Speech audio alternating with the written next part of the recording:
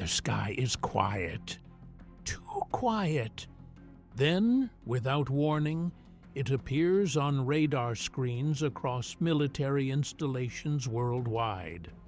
A single aircraft climbing rapidly into the night sky. Its transponder code sends a chill through every operations center that receives it. The Doomsday Plane is airborne, and it wasn't scheduled to fly.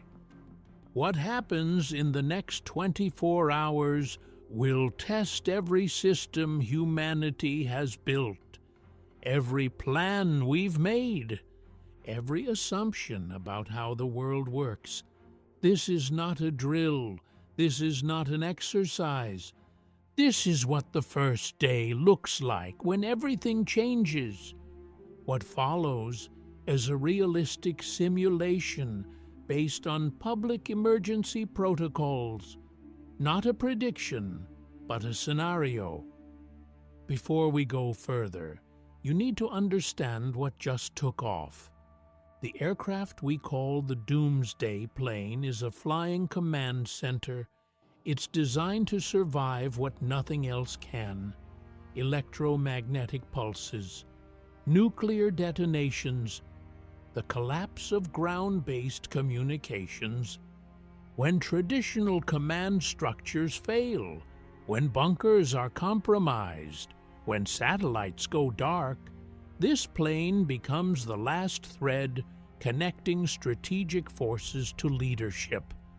It carries communication equipment that can reach submarines deep beneath the ocean surface. It can relay orders across continents. It can stay airborne for days through mid-air refueling. But here's what matters most. Under normal circumstances, this plane flies training missions, routine operations, scheduled exercises that everyone knows about in advance. When it takes off without warning, without explanation, it means something has already happened, or something is about to. The first people to know are radar operators.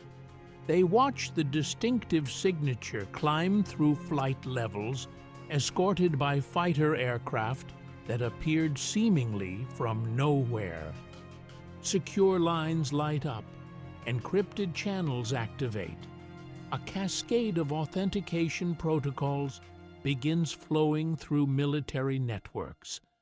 But something is different this time. The usual explanations aren't coming. The scheduled flight rosters show nothing. The training calendars are empty. Someone makes the first call to a superior officer, then another, then dozens more. Within 6 minutes, intelligence agencies on multiple continents are aware. Within 8 minutes, the information has reached the highest levels of several governments. Within 10 minutes, the question everyone is asking has no answer. Why is it flying? And the silence that follows that question is deafening. The plane continues its climb. It levels off at an altitude where the curvature of the Earth becomes visible through the cockpit windows, where the sky transitions from blue to black. On the ground, the first observable changes begin. Military bases worldwide go to elevated alert status, not with fanfare, not with announcements, just quiet, practiced movements. Personnel who were off duty receive coded messages. They return without being told why. Air traffic controllers notice something else. Commercial flights are being rerouted, not all of them, not dramatically, but certain corridors are clearing. Certain airspaces are emptying. A passenger on a transatlantic flight notices their plane banking unexpectedly. The captain makes no announcement. The flight attendants smile and say nothing is wrong, but the passenger, who happens to track flights as a hobby, opens their app and sees the deviation, sees other flights deviating too. They post about it on social media. The post gets 3 likes. In 30 minutes, it will have 30,000. Meanwhile, in a control room buried beneath reinforced concrete, operators watch screens that most people don't know exist. They monitor systems that track everything from seismic activity to atmospheric radiation to satellite integrity. The readings are normal, too normal perhaps. Whatever prompted the launch, it's not showing up on their instruments, not yet. This is when the civilian world begins to notice. News organizations have sources in military circles. Those sources start making careful, anonymous calls. Journalists begin investigating. Editors hold emergency meetings about whether to report on something they can't fully verify. One major news network breaks the story first. Their headline is cautious: "Unscheduled military aircraft activity reported." Within 20 minutes, every major outlet is scrambling to catch up. Social media explodes, not with verified information, with speculation, with fear, with theories that range from the reasonable to the absurd.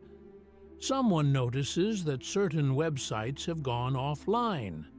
Government sites, infrastructure portals, traffic camera feeds that were public yesterday are suddenly unavailable. The official explanation when it comes is brief: routine maintenance. No one believes it. By hour 4, the first emergency broadcast interruptions occur. Not the blaring alarms people expect, just calm voices asking citizens to remain in their homes until further notice, asking them to minimize phone usage, asking them to monitor official channels. The requests are phrased politely, but they're not really requests. Grocery store parking lots begin filling, not with panic buyers, not yet, just with people who decide that maybe, just maybe, they should stock up on essentials just in case. Gas stations see longer lines, ATMs see more withdrawals. And in the sky above, the Doomsday Plane continues its circuit, refueling from tanker aircraft, never landing, never stopping. The airports are the next to change. International flights face indefinite delays, not cancellations, delays. The distinction matters. Cancellations would cause panic. Delays suggest temporary problems, but the delays keep extending. Hour after hour, a child at an airport asks their parent when their flight will board. The parent doesn't have an answer. Around them, thousands of other travelers sit with the same question, their phones buzzing with messages from loved ones asking if they're okay. They are okay for now, but the uncertainty is a weight that grows heavier with each passing minute. What makes this moment dangerous isn't what's happening. It's what hasn't happened yet. Night falls across one hemisphere. Day breaks across another. This is when the infrastructure begins showing strain. Internet speeds slow, not dramatically, just enough to be noticeable. Streaming services buffer more frequently. Video calls drop. File uploads fail. The backbone networks that carry global internet traffic are being prioritized. Commercial traffic is being throttled to make room for something else, something urgent. Power grids shift to different operating modes. Rolling brownouts begin in some regions. Again, the official explanations are routine. Unexpected demand, maintenance issues, temporary fluctuations. But engineers who work in these systems know better. They recognize the patterns. They've seen them in simulation exercises, in war games. This is what it looks like when infrastructure is being hardened against disruption. GPS signals become unreliable in certain areas. Navigation apps struggle. Delivery trucks fall behind schedule. Ships adjust their routes using older navigation methods that most crews haven't practiced in years. And still, no one has explained why the Doomsday Plane took off. The silence from official sources is becoming its own message. By hour 9, unrest begins appearing in isolated areas, not everywhere, just in places where tensions were already high, where trust in institutions was already fractured. The current crisis doesn't create the breaking points, it just reveals them. Police respond, National Guard units mobilize, but they do so quietly, efficiently, as if this was always part of the plan. Television programming changes. Entertainment shows are interrupted more frequently. News coverage becomes wall-to-wall, but even the news anchors look uncertain. They report facts they can verify. The plane is flying. Alerts have been issued. People should remain calm. What they can't report is why. Families gather in living rooms, not to watch television, just to be together. Parents hold children who don't fully understand what's happening, but can feel the fear in the room. Someone's phone rings. It's a grandparent calling from across the country, just calling to say they love them, just in case. Just in case of what? No one wants to say it out loud. The halfway point. This is when exhaustion sets in, when the adrenaline that carried people through the first 12 hours begins to fade. The Doomsday Plane has been airborne for half a day now. It has refueled multiple times. Its crew has rotated through rest periods. The aircraft itself shows no signs of landing. On the ground, society begins adapting to a new reality, even if that reality is temporary, even if no one knows how long temporary will last. Schools announce closures, not for safety reasons, they say, just precautionary. Businesses send employees home. Office buildings that were bustling yesterday stand empty today. The highways are clear, not because of restrictions, just because people have decided that wherever they were going can wait. Emergency rooms see an influx of patients, not trauma cases, anxiety attacks, stress-induced symptoms, people whose bodies are manifesting the fear their minds are trying to suppress. Healthcare workers, already exhausted from previous crises, find reserves of strength they didn't know they had. By hour 18, something else becomes noticeable. The sky is empty. Someone steps outside and looks up. They realize they haven't seen a contrail in hours, haven't heard the distant rumble of jet engines. The absence of something that was always there creates an eerie stillness. Birds fly in that empty sky. Clouds drift, but the human presence above has vanished. It feels like the world is holding its breath. Communication networks remain functional but strained. People try calling loved ones and find circuits busy.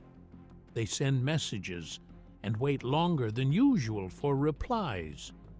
A teenager tries to video chat with friends, but the connection keeps failing. They switch to text messages. The messages are shorter than usual, less casual, more direct. "Are you okay?"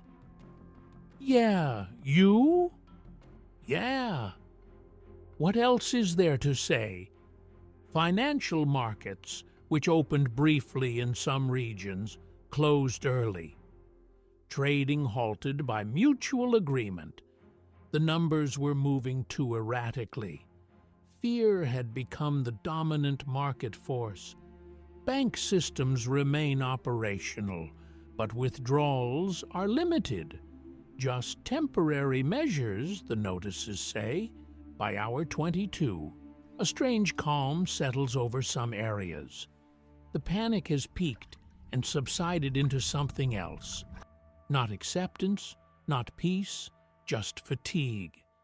People need to sleep, need to eat, need to maintain some semblance of routine, even as the world teeters on the edge of something unknowable. Parents read bedtime stories to children who ask questions they can't answer. Is everything going to be okay? The parent pauses, chooses their words carefully. I'm here with you. We're safe right now. That's what matters. It's not a lie, but it's not the full truth either. One full rotation of the Earth. The Doomsday Plane is still airborne, still transmitting, still executing whatever mission launched it into the sky 24 hours ago. No attacks have occurred. No weapons have been deployed. No cities have fallen, but everything has changed. The systems that govern daily life have bent without breaking. Infrastructure has held. Society has strained but not shattered, yet, because this is just the first day, the first 24 hours of a crisis that no one knows how to end. In command centers, in government buildings, in military installations across the globe, people are asking the same question they asked when this began. What happens next? The plane continues flying. The escorts continue shadowing it. The refueling continues on schedule. How long can this continue? Days? Weeks? How long before the temporary measures become permanent? How long before the crisis that hasn't happened yet becomes the crisis that defines a generation? As the 24th hour passes and the 25th begins, the sun rises over landscapes transformed by fear and uncertainty. Not transformed physically. The buildings still stand. The roads still stretch to the horizon. But the people who inhabit those buildings, who travel those roads, are different now. They've spent a day living in the shadow of something terrible. Something that looms just beyond sight. Something that might arrive in the next hour or the next day, or might never arrive at all. And that uncertainty, that waiting, that not knowing, that might be the cruelest part of all. The Doomsday Plane banks slightly, adjusting its course. Inside, crew members monitor instruments that track threats most people never think about. They know things the rest of us don't. They see things the rest of us can't. And they're still flying, which means whatever they launch to prevent or prepare for or respond to, it's not over. The first 24 hours have passed. The question is, how many more will follow? And when this finally ends, what kind of world will we return to? Will it be the same one we left behind when the Doomsday Plane took off? Or will we discover that some things, once changed, can never truly go back? The sky holds the answer, and it's not telling. Not yet.